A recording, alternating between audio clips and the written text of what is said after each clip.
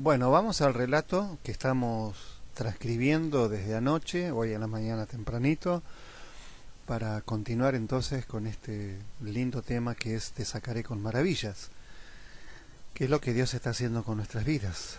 Amén. Entonces en el capítulo 9 nos encontramos ahí un relato en donde nos cuenta en el capítulo 9, vamos a leer este texto para centrarnos en la idea de lo que venimos desarrollando, ¿no? En el versículo 10, capítulo 9 de Nehemías, versículo 10, ¿no es cierto?, donde nos relata esta palabra: en tiempo de Nehemías e hiciste señales y maravillas contra Faraón, contra todos sus siervos y contra todo el pueblo de su tierra, porque sabías que habían procedido con soberbia contra ellos, y te hiciste nombre grande como en este día. Claro, tenemos dos aspectos ahí muy parecidos a los que estamos viviendo, ¿no? Vuelvo a repetirlo. Dice, hiciste señales, maravillas contra Faraón, es la idea, contra todos sus siervos y contra todo el pueblo de su tierra, porque sabías, Dios sabía, que habían procedido con soberbia contra ellos, y te hiciste nombre grande como en este día, ¿no? ¿Qué es lo que estamos sufriendo por estas horas, ¿no? Estamos en una guerra literal, ¿no? Una guerra que es una guerra que yo le llamo la guerra de Gog y Magog.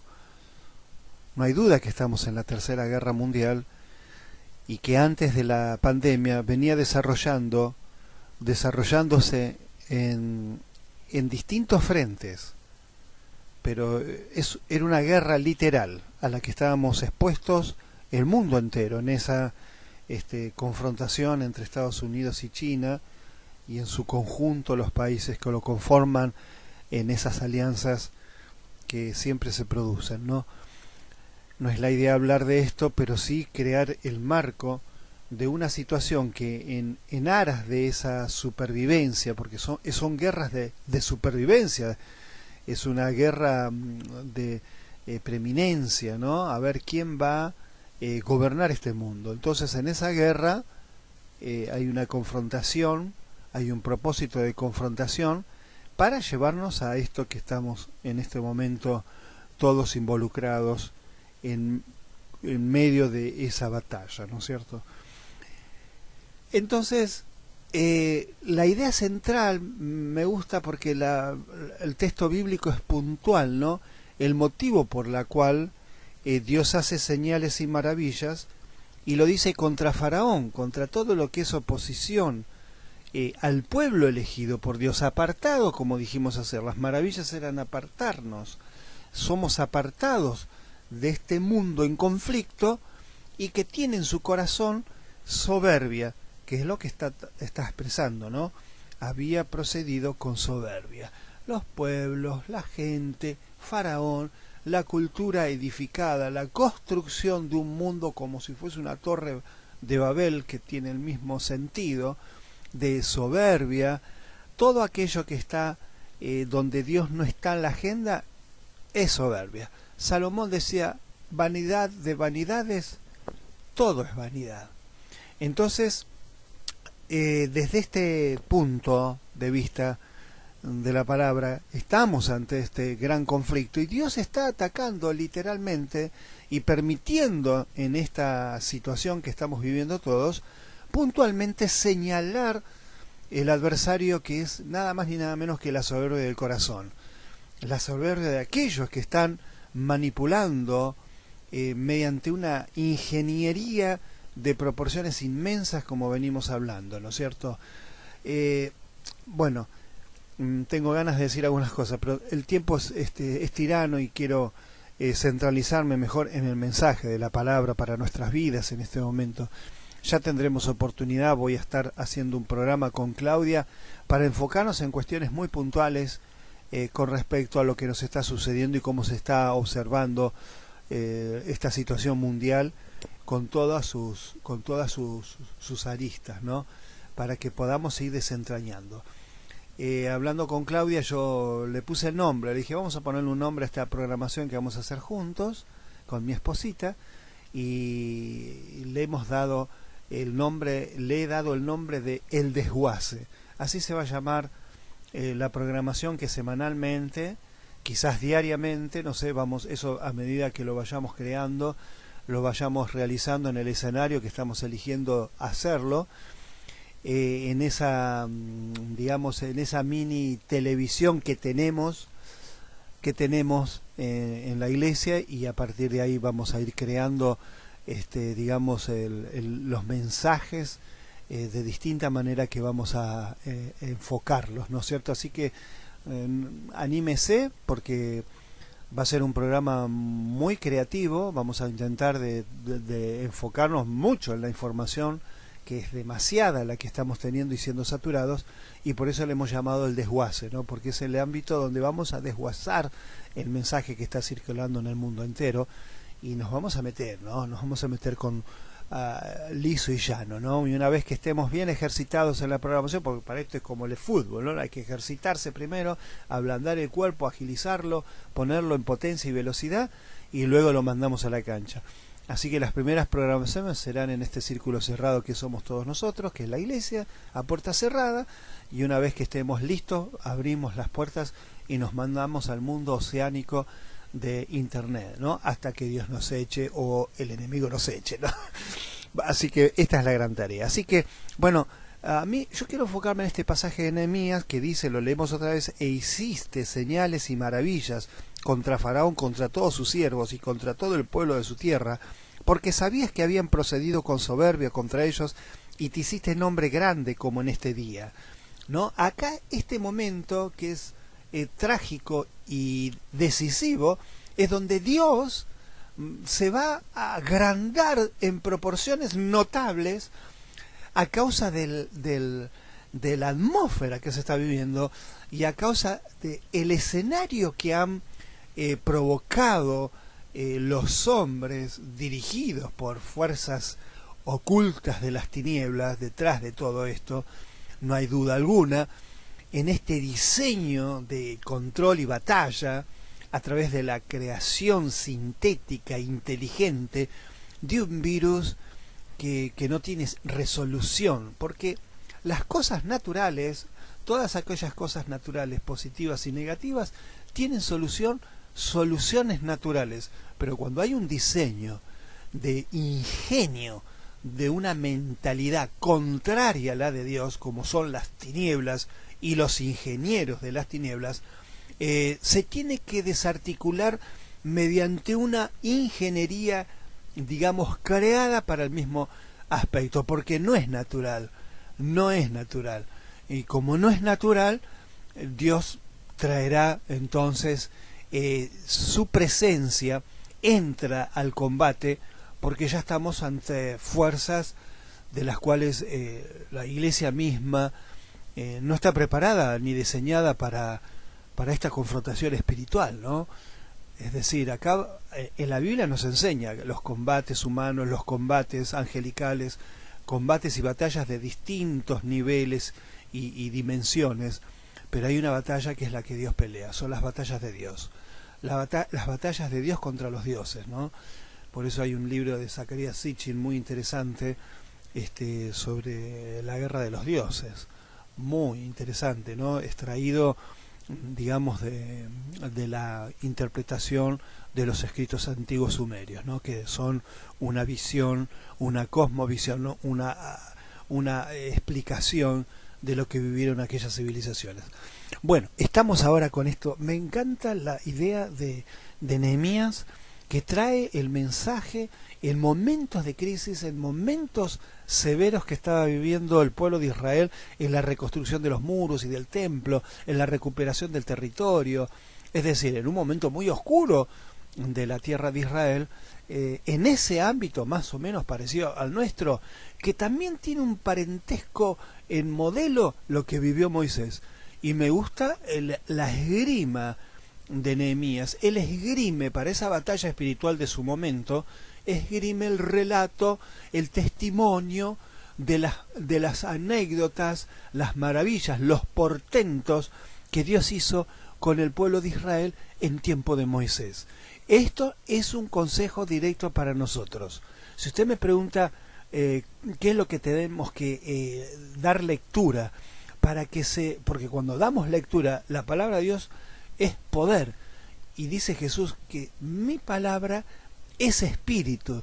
Es decir, que en ese sonido fonético de la escritura es una cápsula que encierra espíritu, ¿no? Espíritu de Dios, el derech, es decir, poder de Dios. Entonces, nos está aconsejando la Biblia, y me sumo al consejo, que en este momento debe ser el libro cabecera de este momento de cuarentena, en este momento que estamos entrando en niveles de batalla espiritual muy particulares, porque son pretribulacionarios.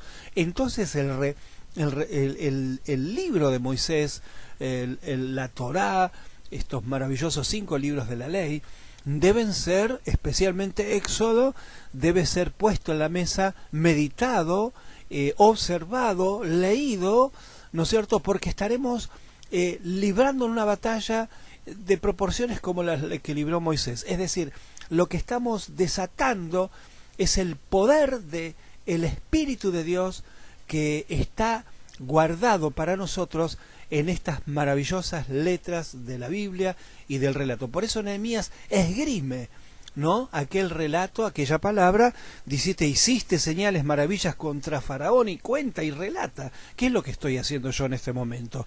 Entonces estoy trayendo esa palabra que es para todos los tiempos, y especialmente en este, para que produzca una espada diseñada para contrarrestar las fuerzas que están atacando a la iglesia en este momento particular, y especialmente tu vida espiritual, tu devocional, tu ingeniería mental, tu raciocinio e interpretación del entorno que nos está rodeando.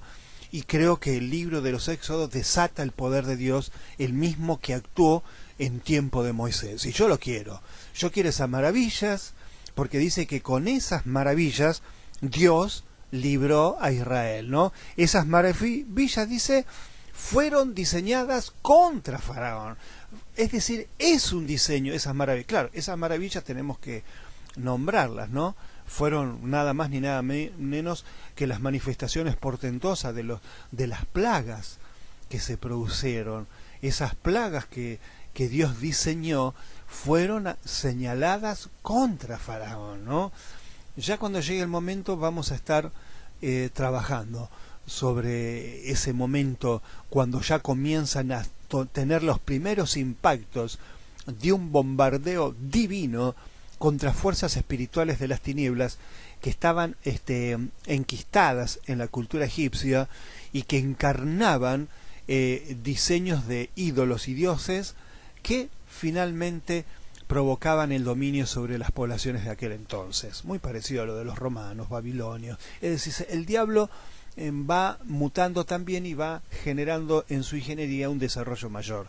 En el caso de lo que nos toca estar observando, las maravillas no son otra cosa que Nehemías se refiere a esas maravillas que Dios realizó a través de los portentos y milagros y maravillas, es decir, realizaciones mediante estas plagas diseñadas para devastar, someter, quebrar el orgullo y la soberbia de un faraón, de un pueblo, de una cultura que se resistía al pueblo del Señor y a Dios mismo. Así que yo realmente, más allá de orar por nuestros hermanos, estoy orando por estos diseñadores de la maldad contra la iglesia, porque el que se mete contra la iglesia sepa que ese modelo de diseño de maldad, ese ingenio de arma sofisticada para enfermar a la gente mediante esta pandemia, le recuerdo que esto volverá sobre usted con una mayor gravedad, ¿no? Lo hablo a la élite, a los que inclusive se suman para aprovecharse de esta situación pandémica para realizar sus maldades, para realizar sus leyes, para realizar cosas que después vamos a ir desnudando de lo que está pasando en la Argentina, aprovechando esta verdadera y real psicosis que estamos viviendo por el encierro y la confinación de las personas, el aislamiento. Entonces estamos tan ocupados de observar esta situación, sí, patológica, estamos distraídos, y mientras tanto ellos de allá arriba están realizando todo aquello que no podrían hacer en el transcurso de 4 años de gobierno, que es lo que cada uno de ellos les toca realizar. Así que estamos a una velocidad, vamos, tan impresionante que bueno, lo vamos a ver en ese programa del desguace con Claudia, lo vamos a ir debatiendo sobre la mesa y usted va a estar con nosotros sentado para pensarlo, ¿no? Porque es para pensarlo. Usted tiene que desarrollar meditación, reflexión y mente crítica, inclusive de aquello que nosotros propongamos como conversaciones. Nehemías recurre a extraer de ese pasado que es presente y futuro lo que pasó con Moisés, porque lo que pasó con Moisés es la manifestación de una maravilla, de un poder divino en aspectos maravillosos para un pueblo que va a ser liberado. Porque les recuerdo, la maravilla significa separar, que es esa palabra que tanto estuvimos conversando en el día de anoche, ¿no? Entonces, es una maravilla para nosotros. Pero ahora quiero centrarme un poquito en una palabra también hebrea que dice que mediante esta maravilla hirió a Faraón y a todos los hombres de la época. Heriré, ¿no? En esa promesa que veíamos en Éxodo capítulo 3 versículo 20, que Dios le dice a Moisés: yo heriré a Faraón, ¿no? Para que te deje salir con el pueblo a que me sirvas, ¿no es cierto? Entonces esa palabra para herir es la palabra naká, que es lo que yo quiero tratar ahora, porque fíjese, ¿no? Por eso vuelvo a repetir,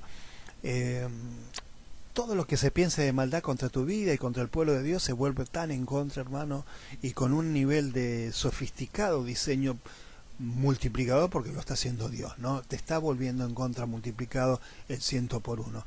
Así que esto que está siendo atacada la iglesia, pobre de aquellos que están dirigiendo objetivos de maldad, de control, de sometimiento, empobrecimiento y finalmente de matanza, porque acá se está tratando de la vida de seres humanos que están siendo literalmente asesinados.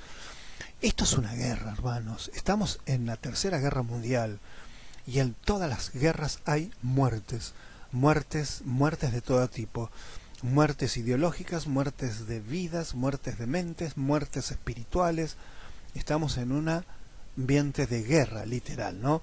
Y bueno, tenemos que ubicarnos en esa realidad que nos ha tocado vivir. Volvemos a Moisés y Faraón. Dice que con maravillas fueron sacados el pueblo de Israel, ¿no? Pero para Faraón, pongámonos de la vereda de enfrente. Todo aquel que está en contra de Dios, todo aquel que anuló a Dios en su vida personal, todo aquel que dejó a Dios de lado, que no le dio importancia a la persona de Dios, hoy este es el gran momento de separar el trigo y la cizaña. Hoy el que está entre la cizaña, que son los incrédulos, ateos, humanistas, y todo aquel que se burla, burladores, en fin, toda aquella gama de personas que han negado a Dios directa o indirectamente, que han llevado a cabo una vida de soberbia, porque quien vive sin Dios es una vida soberbia. Entonces yo quiero destacar esto, ¿no? Que nos enseña el libro de Éxodo y el llamado de Dios cuando dice que con maravillas seremos sacados, ¿no? Estas que son maravillas para nosotros representaron para Faraón, digamos, no fueron maravillas, fueron en tal caso trágicos para el Faraón, porque se convirtió en tragedias que azotaron a su pueblo, a su riqueza, a su imperio, a su poder, a sus fuerzas armadas. Esto se convirtió en una tragedia. La soberbia de Faraón, la negación de Dios, la invisibilización del pueblo de Dios, la burla contra el pueblo de Dios. Ahora, estas cosas se convierten en una tragedia para Faraón. Lo que para nosotros es una maravilla, para ellos se convirtió en una tragedia. En cada hogar de egipcio, en cada familia egipcia, en cada testamento, institución de la formación social de Egipto en aquel entonces, se convirtieron en una tragedia. En aquellos que fueron sometidos, como los israelitas, ahora veían con sus propios ojos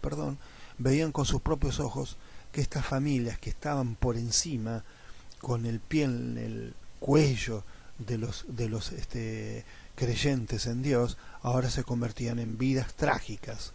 Es decir, que estas maravillas que Dios va a hacer, que son poderes portentosos de milagros sobrenaturales, se convirtieron en tragedia para el faraón. Se convirtió en una tragedia.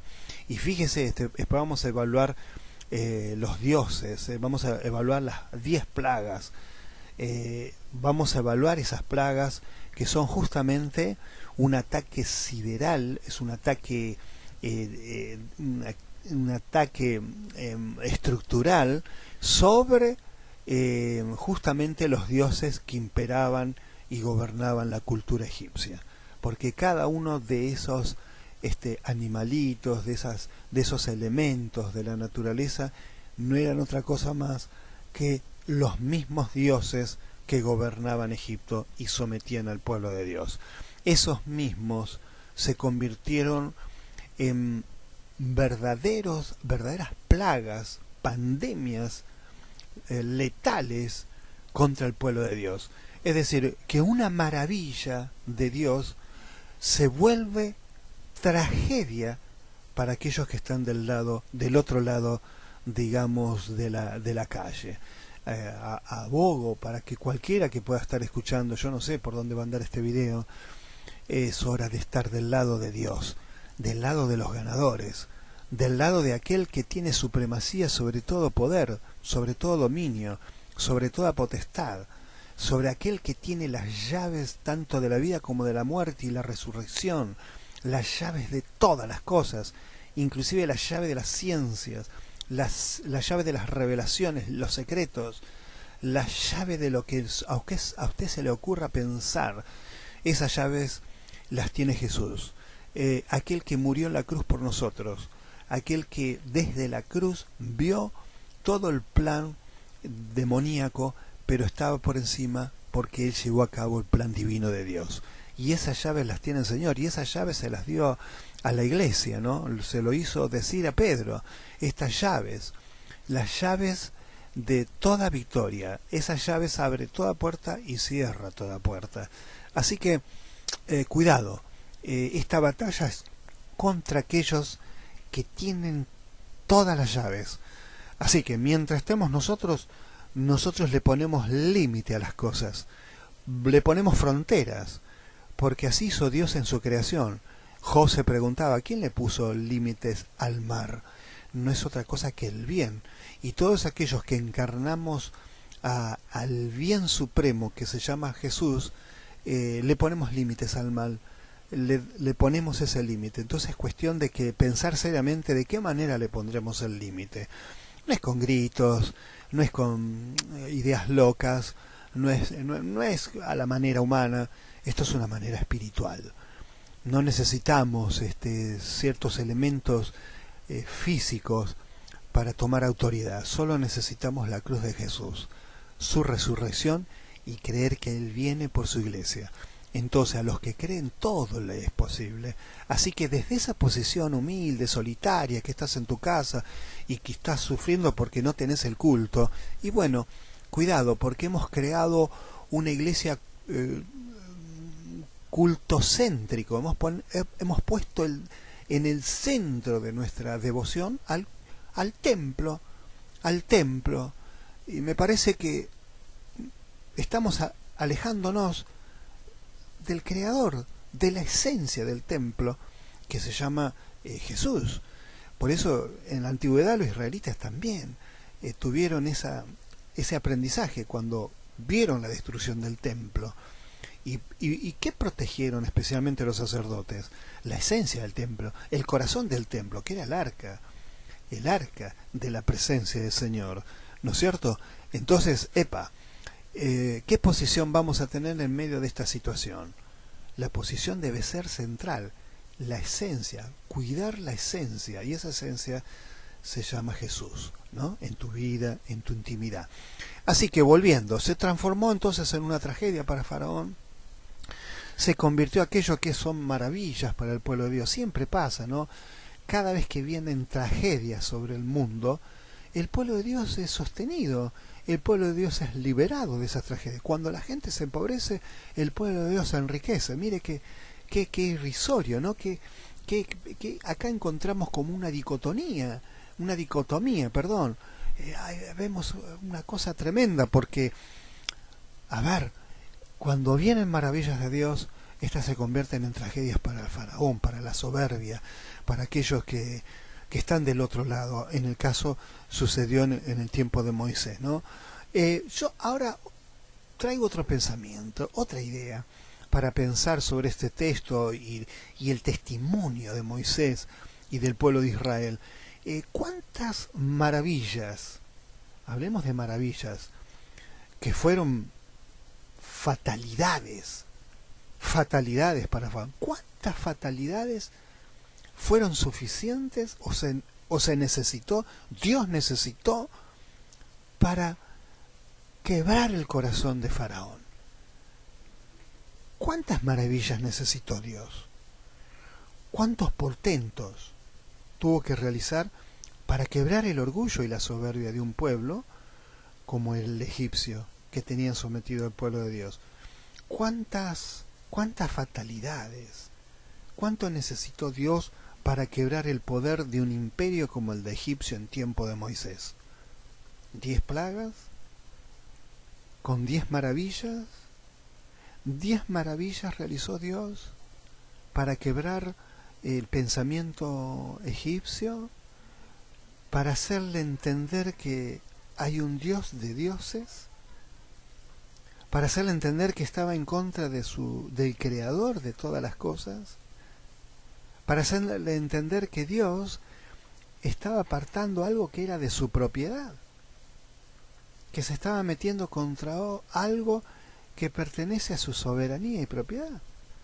No le bastaba el control mundial, que Faraón necesitaba el control de un pequeño pueblito, ahí ingresado en la tierra de Gosén, dice que se desarrolló Israel, en el delta del Nilo. No le bastó el imperio mundial, que quería algo que Dios no le pidió al mundo, le pidió solamente esos habitantes que estaban en la tierra de Gosén, que eran esas familias que le pertenecían a Dios. Las quiso para él, aproximadamente de 500.000 personas que salieron de Egipto, y Dios las quería para él, con todo el oro que tenían, con todo el poder y lo que tenían. Dios le bastó 10 portentos, 10 maravillas, 10 plagas, para hacerle entender que debía dejar salir al pueblo, porque la guerra caerá por la salida, para que puedan irse. Sí, te lo voy a decir específicamente. Hay acciones, hay obras, hay hechos en el mundo que se oponen al arrebatamiento. ¿Y cómo pueden? Sí, puede retrasar. Sí, claro que sí, van a intentarlo, lo están intentando, retrasar la partida. En tiempo de Moisés intentaron retrasar, le llevó tiempo a Dios hasta doblegar ese corazón. En esa inmensa batalla la guerra se produjo, y en esa guerra se produjo un retraso de la salida, porque el primer día que habló Moisés, esa era la oportunidad, ese era el momento para salir, pero la tesitura tosca y dura del corazón de Faraón retrasó la partida. Muchas veces esta partida que estamos esperando todos, y vos también conmigo, está retrasada por algunos que todavía siguen con un corazón endurecido como el de Faraón. Pero no me quiero ir de la línea de pensamiento, yo quiero quedarme con este pensamiento, ¿no?